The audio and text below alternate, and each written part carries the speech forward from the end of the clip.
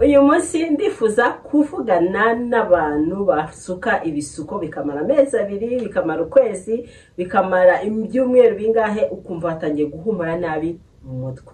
Umva rero nabazaniye hair perfume nziza zihumura neza, nta kindi kintu ukeneye sibye hair perfume. Ese waba ukeneye dressing cream, ese waba ukeneye essential load, ese waba ukeneye aqua fantasy, izo zose ni hair perfume tugiye kurebaho ukarushaho guhumura umubiri wo.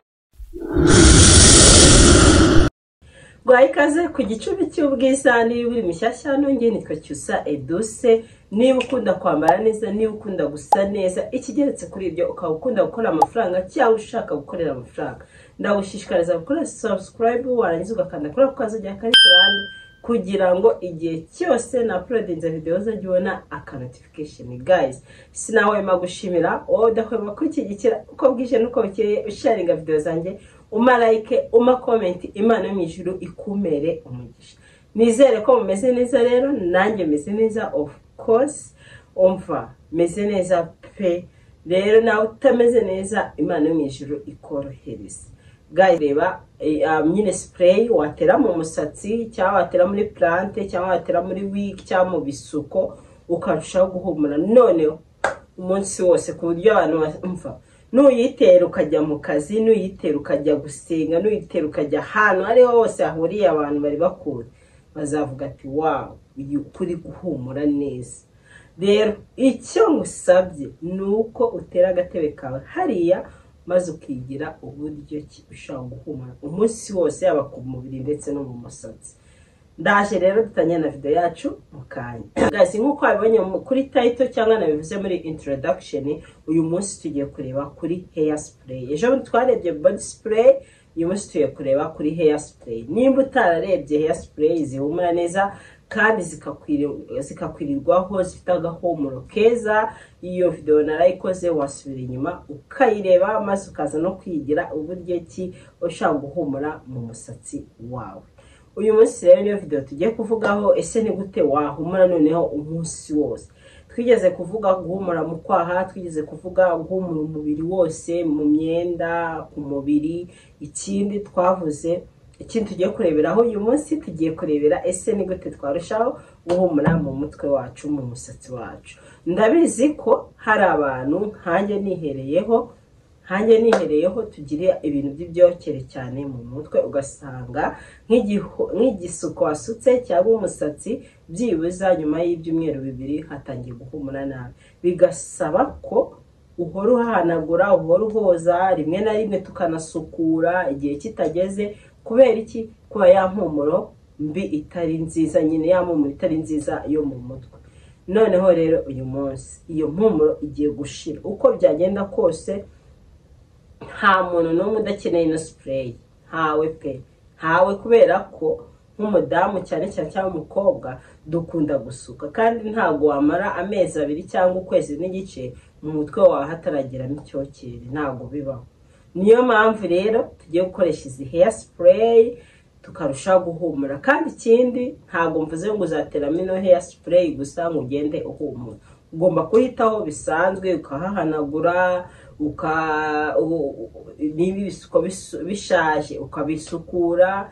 Ntago ari ngombwa ko ati noneho Cyusa yatuzaniye hair spray ngiye kujya mazaho ibisuko amezi 6. ya nimba bishaje bisukure, utunga umusatsi. Nimba n'amafaranga wari wakabona yo kujya gusuka cyangwa ugira ute ubiretushe. Yego, noneho izi hair spray ni nziza, zirahendutse, ziboneka ahantu hose. Guys, nkwibutsa ko ikintu cyose gemba mvuga hano, ikintu cyose nje hano nkakibabwira kiba kiboneka ku isoko, kiba kiboneka ahantu hose. Uburyo wagenda ukahati ku mucuruzi, nk'abantu bari cyakoze nk'abantu bari mu ntara bashobora kutayibona, ariko nk'abantu bari Kigali bagenda ku mucuruzi ma hair spray, ma body spray, isabune, ya mavuta. Niyo mpamvu rero mbanza kujya ahantu hose iyi hair spray iraboneka ahantu hose, ku buryo umuntu uri Kimironko yayibona, ku buryo umuntu uri Remera yayibona, ku buryo umuntu uri Karuma yayibona, gutyo gutyo. Ntago ngiye nawe mvuga icyoya. Kandi ikindi iyo ugize ikibazo cyo kutabibona unyuhereza amafaranga utuye Kigali, unyohereza amafaranga nkayikugurira nkayiguhera motari ukamwishyura. Iyo uri mu ntara nabwo nuko nguko mbigenza, wohereza amafaranga ukarenzaho amafaranga yakuriye, noneho nkagenda nkayikugurira nkayikoherereza Nyabugogo bakayikuzanira. Abantu baguze ama body spray nizere ko yabagezeho, nawe utarayigura ziracyahari. Noneho tugiye kuvuga kuri hair spray. Izi hair spray zirimo amoko atatu. Izi hair spray zirimo amoko atatu. None wanditseho ngo Dear Body hair perfume. Naha ngaha ni Dear Body hair perfume, Dear Body hair perfume. Noneho izi hair perfume ziri mu moko atatu. Ziri mu moko atatu kubera ko ugiye kureba urabona ko zidasa. Ndagenda nshyiraho amafoto ya buri kantu kamwe kamwe. Aha ngaha ni akaroze, ni agapinki, aha ni akaburesiyeri gakeye, aha ni akaburesiyeri kadakeye. Ziratandukanye n'impumuro yazo iratandukanye.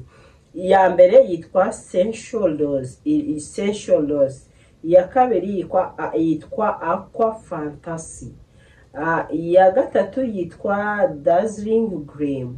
Urumva ko zitandukanye n'impumuro yazo ziratandukanye. Niyo mpamvu mba navuze ati reka nzizane ko ari eshatu zihari, ku buryo ki nujya ku isoko wowe uzabasha kugira ute, uzabasha kwicuzingiramo iguhumurira. Kuko wenda ngiye nshaka nkunda ibintu bituje, wowe ukunda ibintu bipika. Ngiye nshaka nkunda ibintu bipika, wowe ukunda ibintu bituje. Niyo mpamvu rero ntaza hano ngo mbereke akantu kamwe. Ni urugero nkanjye nkoresha iyi hair perfume ya Sensual Rose niyo ngiye mba numva impumurira neza. Nawe rero ushobora kugira ute, ushobora kuba ati reka ngende kugura Dazzling Gleam niyo wenda yampumura neza, cyangwa ukazihumuriza wakumva iguhumurira neza akaba ariyo ugura. Izi hair perfume ni nziza, nta kintu kimwe zangiza mu mutwe, urapiririzamo bisanzwe, noneho warangiza ukagira ukatuyambara. Nugero ngiye nk'iyi wig nipirizamo nkahita nyambara nk'igendera. Ufite ibisuko wajya uteramo nka 2 mu cyumweru, ufite umusatsi wajya uteramo nka 2 mu cyumweru. Ntago cyangwa buri munsi icyo ushaka wowe biterwa naho ugiye cyane ibyo ugiye gukora. Izi hair perfume rero ni nziza, zigura amafaranga 8,000 niyo makeya, niyo bayiguhera. Kandi nanjye uramutse ukeneye wambwira. Muri iyi minsi ndiko bitaho kuko ndi gutangira aka small business kajyanye n'ibintu by'amavuta, amaparfum, inzara, inuza, ingohe. Urumva ko uramutse ukeneye wamamagara kuri nimero ndibuze gushyiraho nyuma ikiganiro kigiye kurangira. Izi rero akugira ngo uhumure ku mubiri gusa, mu mutwe wawe hadahumura. Guys, iyeranje ushake 8,000. Hano sinkubwira ngo gura ngo hair perfume 3 hoya. Gura imwe irabaye, kandi iragize ute, ni nyinshi pe. Mililitiro 100 ni nyinshi cyane ku musatsi, kubera ko irahumura cyane, bisaba guteramo akantu gakeya. Ntako mba ntabagize pe, ntako mba nabagize, mba nabadabagije. Rero ko guhumura ku mubiri gusa, mu musatsi wacu hahumura nabi. Ikindi ni urugero nk'abantu nyine babandi bagira ibyokere nabibabwiye, iyi hair perfume ni yanyu. Ba bantu basukaga ibisuko bakabimarisha ukwezi n'igice kubera ko biri bitangiye guhumura nabi, iyi hair perfume ni yanyu. Ba bantu bashaka guhumura muri rusange, iyi hair perfume ni yanyu. Ngiye nkoresha iyi Sensual Rose kuko niyo numvishe impumura neza. Nawe ushobora kugenda ku isoko cyangwa ukamamagara ukawambwira ati ima iyi Aqua Fantasy, cyangwa ukama iyi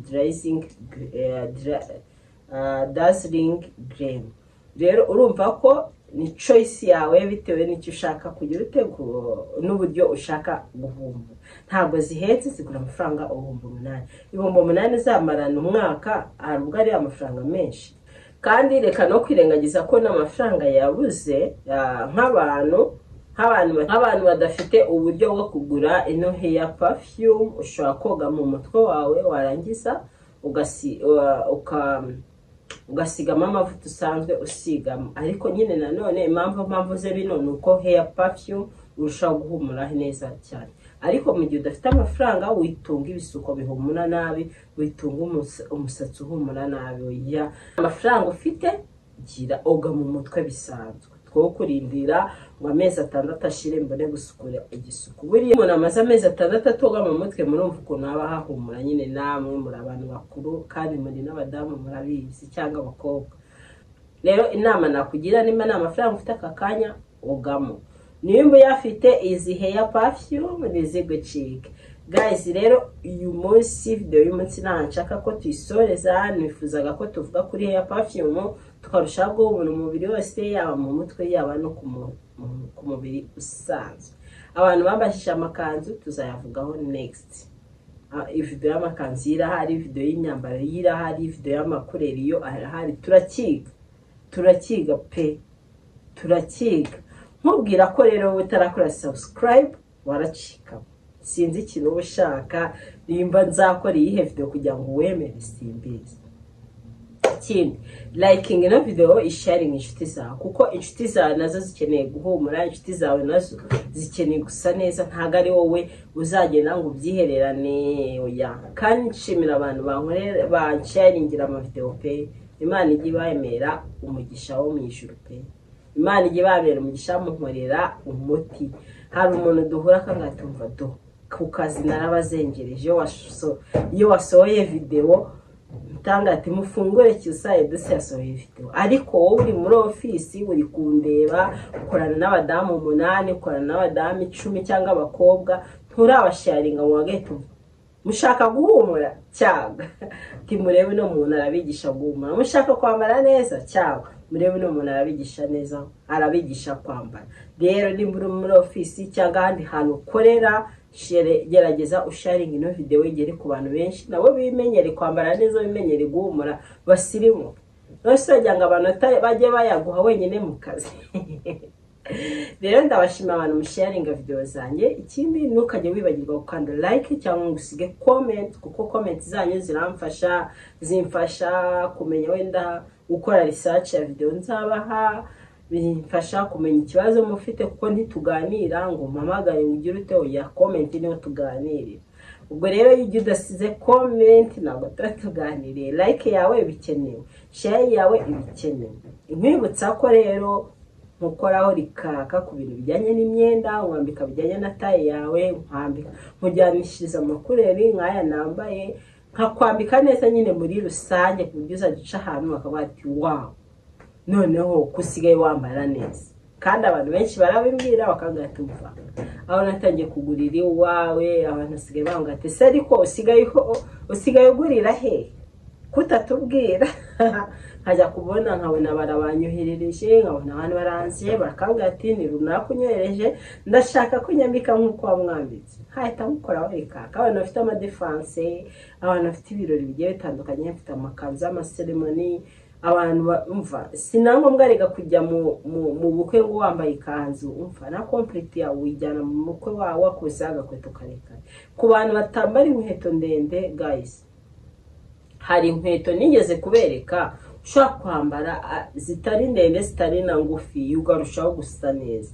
Sinzi impamvu, nimba nzonyanga akora ikiganiro mubyandike muri comment, nzakora ikiganiro mbereka izo nkweto byibuze imiguru 5 y'izo nkweto wakambara ukarushaho gusa neza, kandi utambaye inkweto ndende cyane muri kuri babandi batazishoboye. Ikindi utambaye n'inkweto ngufi yazazindi za bariyeri. Hari inkweto ziba ziri mu wayene umuntu wese yagenderamo agashobora.